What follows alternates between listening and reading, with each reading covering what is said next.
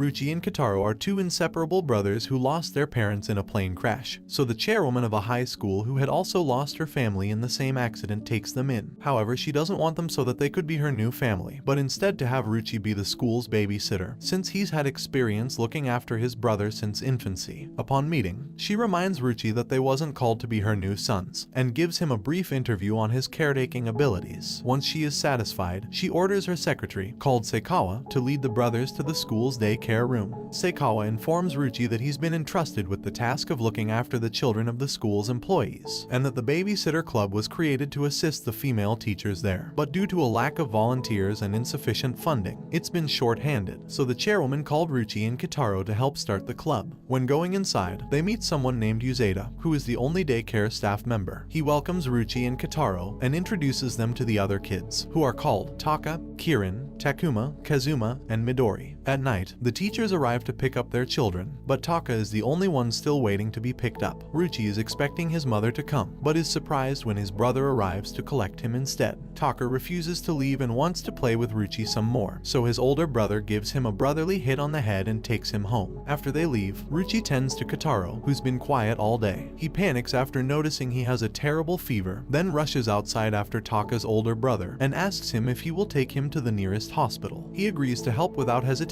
and shows him the way. The doctor informs Ryuichi that the fever was probably caused by the stress from a change in environment. When going outside for some fresh air, he goes about notifying his parents, but then remembers that they are no longer alive. He starts to cry like anyone would in his shoes, when suddenly the chairwoman finds him and comforts him. She reminisces on the funeral for all the plane crash victims, pointing out that the only ones not crying were them and her. She kindly tells him that he's not alone, and doesn't have to be strong all by himself. After she leaves, Ryuichi goes back inside to collect Kotarou, who's feeling much better, so they go home. The following morning, the chairwoman orders Ryuichi to get up at once, despite it being 5 in the morning, and tells them breakfast and lunch is already prepared. She also gave Ryuichi a brand new uniform, which he is happy and proud to receive. While on his way to class, he notices people looking at him strange and laughing. He runs into Kamitani and asks if something is weird about him. He tells him to turn around, and it turns out all the children from the daycare had been following him. A girl called Maria gives Ryuichi a chewing out about the children, so he does his best to round them up as fast as he can and take them back to daycare. Maria is the top student in the advanced class and makes her studies her top priority. She brings Taka's lunch to daycare, explaining that Ms. Kamitani asked her to bring it since her son forgot.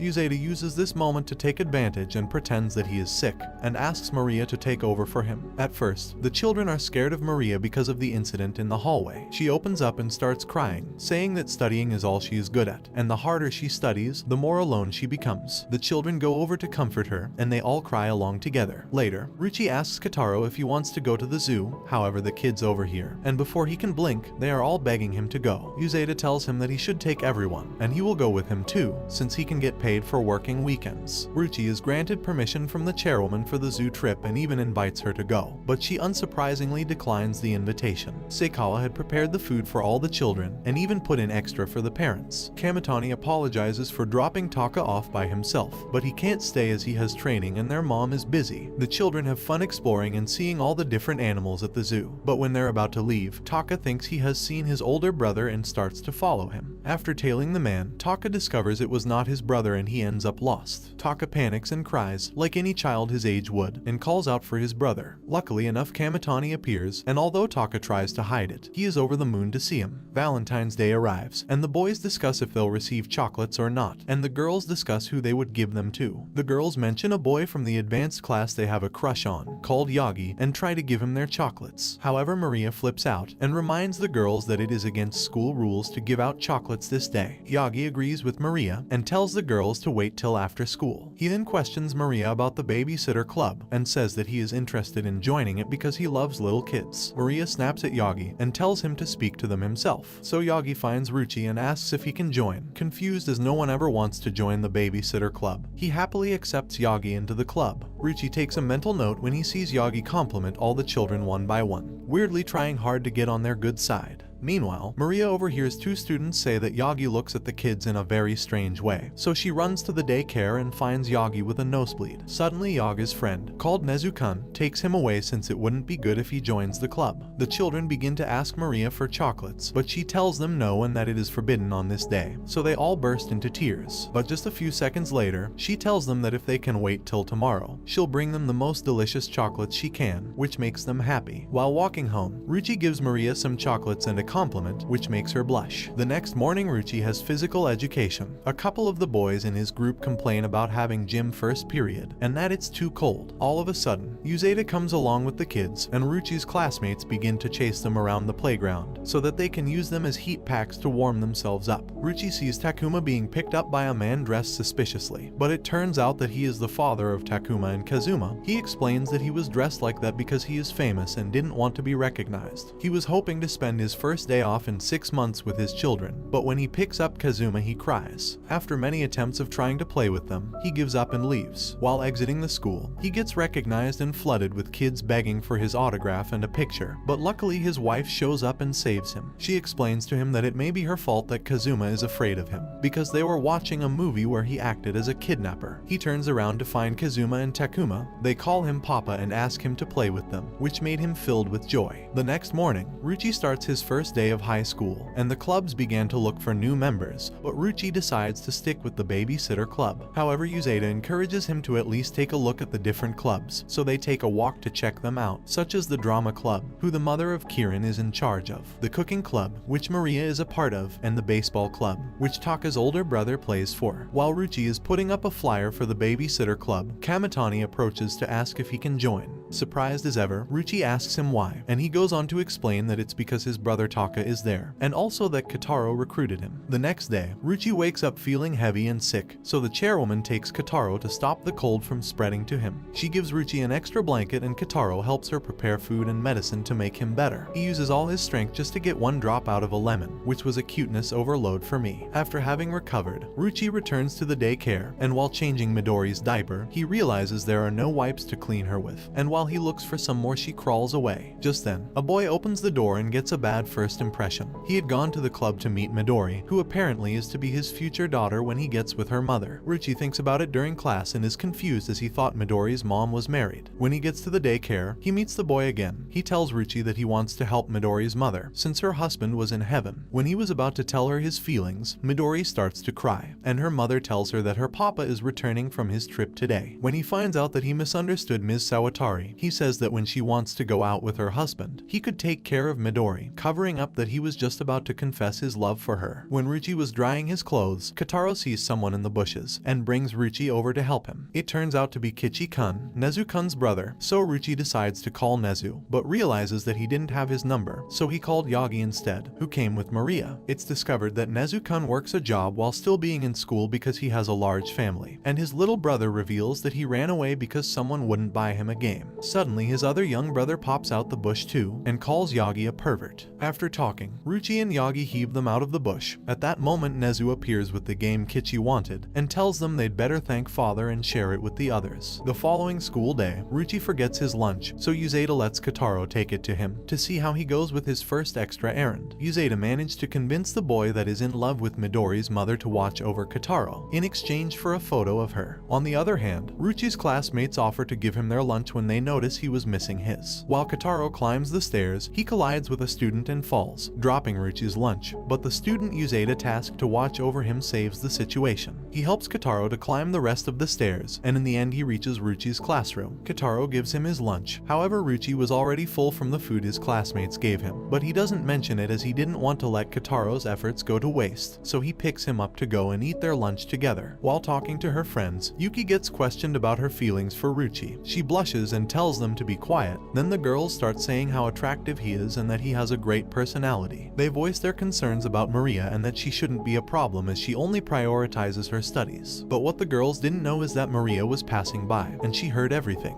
At that moment, Ryuichi comes and asks her if she needed anything. She dismisses him and snaps at the girls gossiping about her. While walking away, she contemplates her feelings for Ryuichi. When Kirin and Kotarou approach her, they ask if she will play with them. Maria states that this isn't a place to play and makes Kirin Kieran cry. She reveals that she doesn't go to the daycare to play with them because Ryuuichi is there. Kieran asks her if she hates him, and Maria says she doesn't. So Kieran asks if she likes him, and she says certainly not, with a bright red face. Kieran then suggests they come up with a plan to make Maria like Ryuuichi, blind to the fact that she already does. Maria goes along with the plan and follows them to Ryuichi's class. Kotarou goes in and cuddles Ryuuichi to show he's accepting and loving. Maria says that he's a bit overindulgent, so Kieran says he can be strict too, and goes in telling Ryuuichi to hit her, or she's going to be a bad girl. However, Kamitani hits her instead, and she jumps into Ryuichi's arms crying. Maria barges in and tells her that it's a misunderstanding, and that she doesn't hate Ryuuichi, so Kieran asks if she does actually like him. She goes red in the face again and storms off. Ryuuichi rushes after her and grabs her by the arm, but instead of confessing his love for her, which we all wanted to see, he just tells her that she had a sticker on her skirt. The next day, Ryuuichi finds a love letter in his locker and wonders who would have left it. Yuki sees him receive it, but tells her friend it wasn't her who left the letter. Meanwhile, Maria shows up and tells them to stop loitering where people are trying to leave. Then his classmate starts reading the letter. It was a confession of love for Ryuuichi, which stated at the end a place to meet the next morning. Ryuuichi couldn't concentrate and spends the rest of the day thinking about what to do.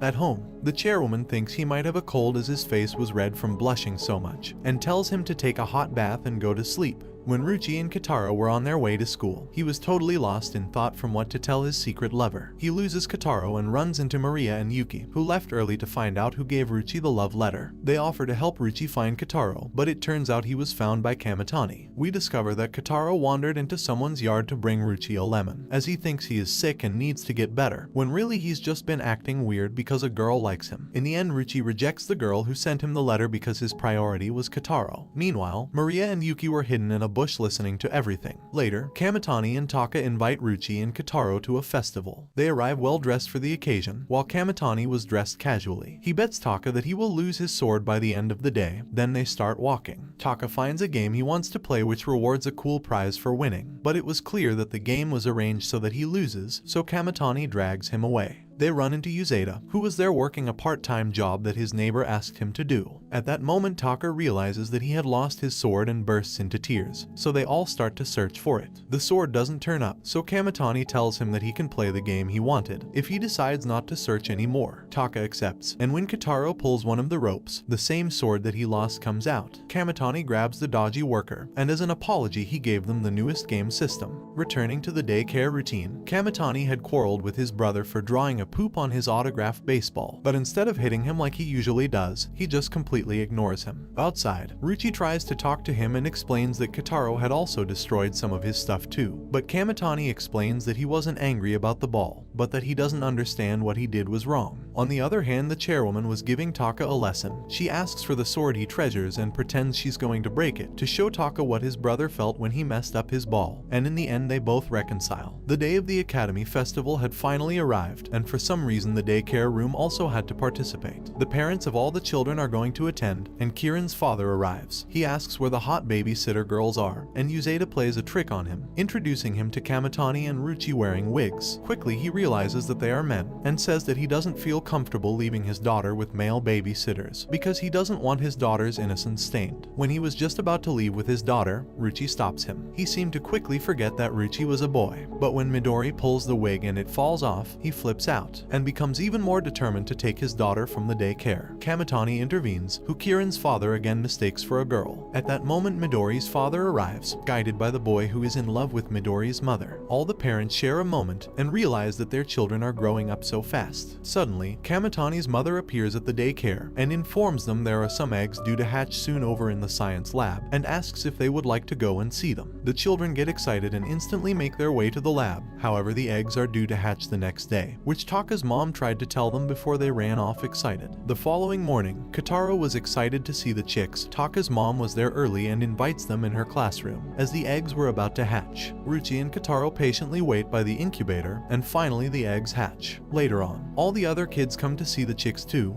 and Taka gets jealous because Kotarou had all the chicks, but Taka scares them away after shouting, Winter had come and Yuzeta calls in sick. He informs Ryuichi that it's probably because he slept naked after his bath, so he asks Seikawa to take his place that day. He didn't have the first clue what to do, but with the help of the children he learns to adapt with the situation, and everything went on to go well. Finally Christmas had come, and Taka was excited for Santa, but Kamitani almost tells him that Santa doesn't exist. However, Ryuichi stopped him before he could finish. Ryuichi didn't have the money to buy a Santa costume, and his cell phone was malfunctioning, but thanks to his classmates he manages to get a suit. When Ryuichi returns home, Seikawa had a special dinner prepared, and informs them that the chairwoman is unable to join them as she has a very important meeting, and he can't either since he has some work to finish. Ryuichi had planned to put on a Santa costume his classmates helped prepare, and give Kotarou his presents as his dad used to do. But when he leaves to go and change, Kotarou would not leave him alone, following him all the way into the bathroom. At that moment, the doorbell rang and Ryuichi along with Kotarou open it to find everyone had come together to surprise them. The chairwoman gives Ryuichi a new cell phone since his old one had been malfunctioning, and so with everyone together, they celebrate Christmas Day, bringing the anime to an end. Don't forget to like and subscribe if you enjoyed, and turn on the notification bell so you never miss out on another video. See you in the next one, take care.